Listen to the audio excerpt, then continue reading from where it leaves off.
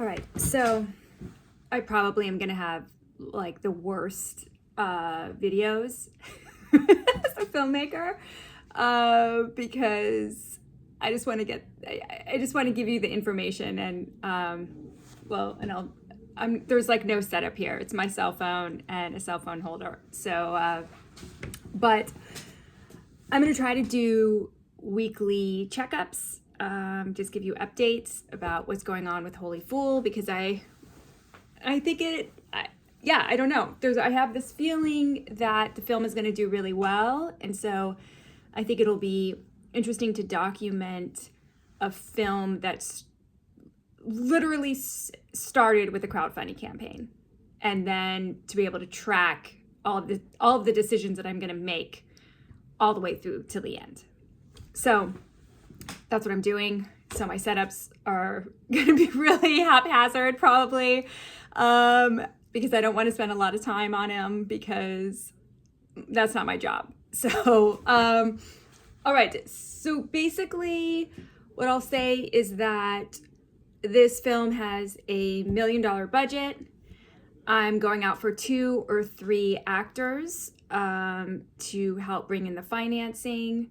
I have one investor that I just happened to meet at a bar that is willing to talk to me about the film once I have the actors attached. That's a big thing, right? Financing is released when you have actors attached because actors give the market value to a film.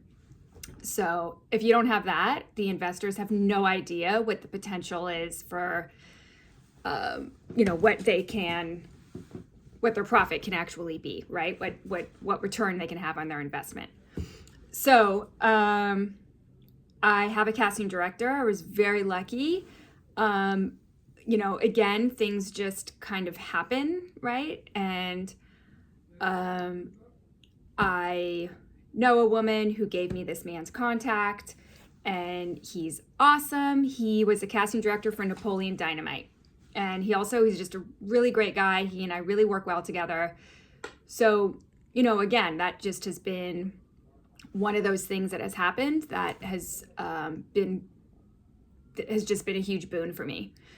And I did do a crowdfunding campaign. My crowdfunding campaign was 35 days long. And I could make another video on this if you guys find this interesting, but essentially there were 3 strategies that I did. The first one was that before the campaign started, 2 weeks before the campaign was released, I called 37 people and I asked them to contribute on the first day that I opened the campaign, not publicly announced it, but opened it. So every person said yes.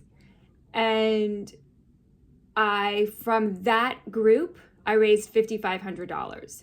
So that all came in on a Friday and a Saturday. And then on Tuesday, I actually announced the campaign. I had read somewhere that people give the most on Mondays and Tuesdays and Fridays. And so I went with that. And so I decided to announce it on a Tuesday.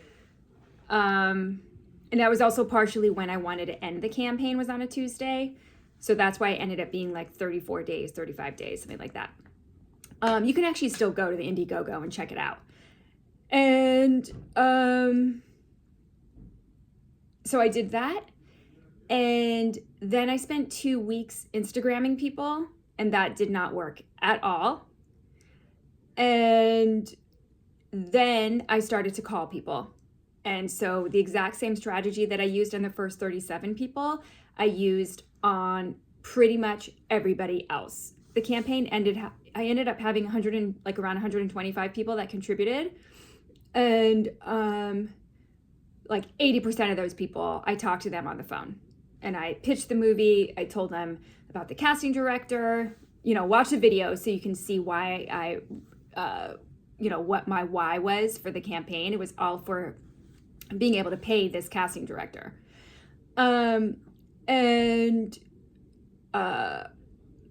So whenever I've had a couple of my friends who are doing campaigns, and all I say to them is it's very fucking painful, but you have to call people. You have to call people. And what you end up discovering is that you, by the end, you actually have 1,000% more confidence in pitching the film to people and, really knowing, right, the story that you're telling and how to articulate it. And you also discover who your audience is. You discover more who your audience is, though, through their reaction on the phone, and then also the people that contributed that you didn't call. So that was really huge for me because I started the film pitching it really as this Philly homegrown project, but I started to realize that the Philadelphia people that I knew really weren't grabbing onto it. They weren't contributing. And so then I adjusted my campaign to more spotlight the Holy Fool character, who is the character who really is, attempting to walk a peaceful path in the middle of this division and chaos in the neighborhood. And that's what people grabbed onto. And so that became really central to my pitch then, to people and to any newsletters that I put out. I will say that I had 2,500 people on my newsletter, and I have an open rate of about, it's actually like 52, 53%, which is high. It is really high. And so that was really interesting. And it was off of my newsletter that somebody ended up doing a matching contribution of $5,000. And if that angel had not come forward, there's no way I would have raised the money. So that angel contributor was really, really, really important. Okay, so that's all I'm going to say about the crowdfunding campaign. It's a lot of work. Your crowdfunding, that's basically what you're doing. I know that people try to say, you only need to do it for like 2 hours or something a day, but I did not find that true. It was always on my mind. I was always thinking about it, strategies. How can I connect with people? Who can I call? So to me, it's a full-on job. Okay, and then, like I said, if you want to watch a video on that, I can go into it more, perks and things like that. Okay, and then the next thing now that has happened is I had a table read of my screenplay, and that was really interesting. I had, 7 or 8 people that were there, and they all gave really great feedback. Some of them I knew, some of them I didn't know, and that was a strategy because I wanted to make sure that it wasn't just my friends, and yeah, so that was really interesting. And definitely the reason I had it was because I actually was getting notes from 2 producers, and I didn't agree with them. And so I had the table read, and I did end up getting similar notes, which is actually really cool because I'm gonna have a cola, which is actually really cool because it also means I can trust my producers, right? So yeah, so that's really awesome. Just to have that confidence in them, right? Yeah, so now I'm hoping that I'll have another draft in a week. And so that's what I'm working on. And I have decided, I don't know if you guys have seen this, but for like 2 years on Instagram, there was a Taika Waititi reel where he would talk about how you should write your screenplay and then you should rewrite it. Like take time off of it, then read it a couple times and then rewrite it from scratch. And I always thought, no fucking way am I doing that. But I actually, that's what I started last night. And it is really interesting because because you're so fucking exhausted of the story.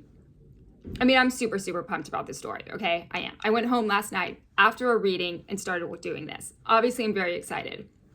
But at the same time, I